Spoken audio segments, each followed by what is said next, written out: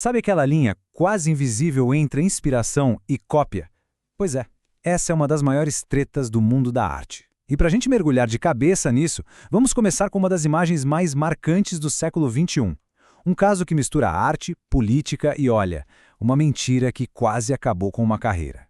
Bom, vamos direto a que interessa. Em 2008, o pôster Hope de Barack Obama simplesmente dominou o mundo. Virou símbolo de uma campanha, de todo um movimento. Só que por trás dessa imagem que todo mundo conhece, estava começando uma batalha jurídica daquelas.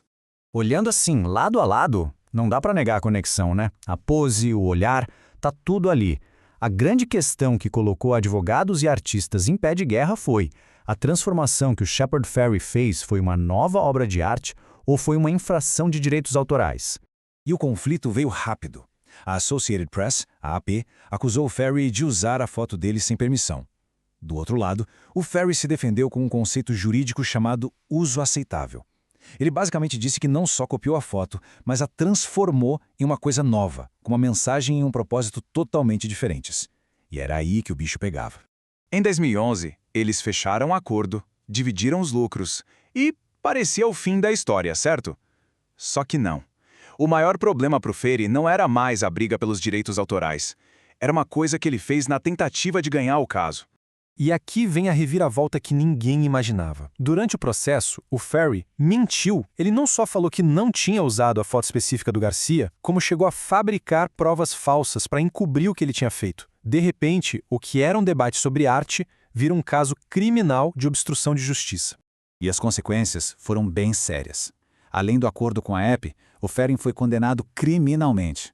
Pagou uma multa de $25 mil e ainda pegou 2 anos de liberdade condicional. A mentira dele custou caro e acabou manchando a reputação de uma obra que, ironicamente, era um símbolo de esperança.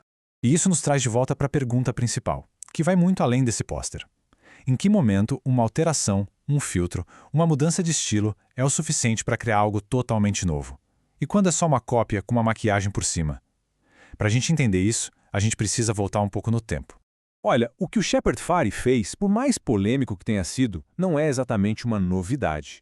Essa prática de usar coisas que já existem, objetos, imagens, e transformar em arte, faz parte de uma longa tradição. Uma tradição iniciada por artistas que viraram o mundo da arte de cabeça para baixo.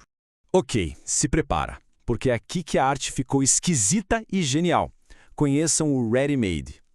Lá no começo do século XX, um cara chamado Marcel Duchamp pegou um mictório de louça, virou de ponta cabeça, assinou com um nome falso e chamou de fonte. A ideia dele era radical. A arte não está em fabricar o objeto, mas na escolha e na mudança de contexto. Ele não criou o mictório, mas criou a ideia por trás dele. E o Duchamp não parou por aí não. Ele pegou um cartão postal da Mona Lisa, o maior ícone da arte ocidental, e desenhou um bigodinho nela. Isso não foi um roubo, foi uma provocação.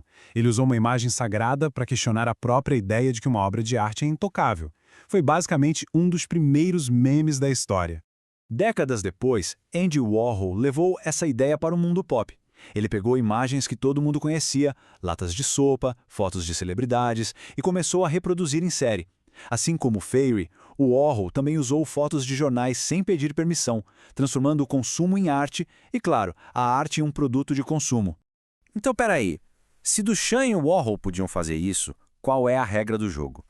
Onde é que está a linha? A arte da apropriação se baseia em alguns princípios que tentam separar uma releitura criativa do plágio puro e simples. Basicamente, existem 3 grandes estratégias. A primeira é recontextualizar, como o Duchamp fez com o mictório. A segunda é hibridizar, ou seja, misturar coisas diferentes para criar uma terceira ideia. E a terceira é transformar completamente a obra, que foi exatamente o argumento do Fairey, lembra? Mudar a técnica, as cores, a mensagem. E toda essa discussão sobre o que é transformar e o que é copiar nos joga direto para o olho do furacão hoje em dia. Se um ser humano se apropriando de uma imagem já dá essa confusão toda, o que acontece quando uma máquina se apropria de bilhões delas de uma vez? Essa frase resume o argumento de muitos artistas hoje. Eles dizem que os modelos de inteligência artificial generativa são treinados raspando a internet, usando seus trabalhos sem permissão, sem dar crédito e, claro, sem pagar nada. Para eles, isso é uma espécie de plágio em escala industrial. O debate é mais ou menos assim. As empresas de IA dizem que suas máquinas estão aprendendo do mesmo jeito que um estudante de arte aprende, absorvendo conceitos e não copiando diretamente. Já os artistas respondem que as máquinas estão, na verdade, replicando seus estilos, criando um concorrente desleal que foi treinado com o trabalho deles mesmos. E aqui a gente chega num ponto cego da lei. A lei protege obras específicas, tipo um quadro do Picasso. Mas ela não protege o estilo do Picasso. Qualquer um pode pintar no estilo dele. O problema é que agora uma IA pode gerar infinitas obras imitando perfeitamente esse estilo. A tecnologia está andando bem mais rápido que a legislação. Isso nos leva à pergunta de $1 milhão. Quem é o autor? A lei, por enquanto, é clara.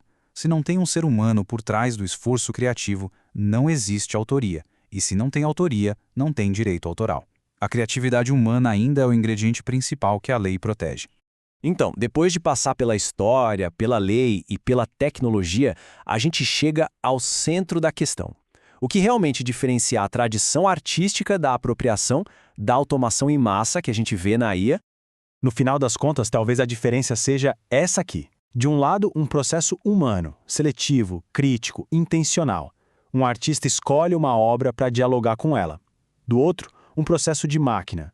Engolir uma quantidade gigantesca de dados para replicar padrões, muitas vezes com um objetivo puramente comercial.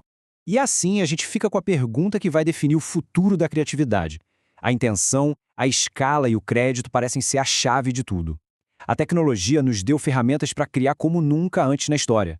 Mas a decisão sobre o que a gente cria e, principalmente, por que a gente cria, essa decisão ainda é nossa, ainda é humana.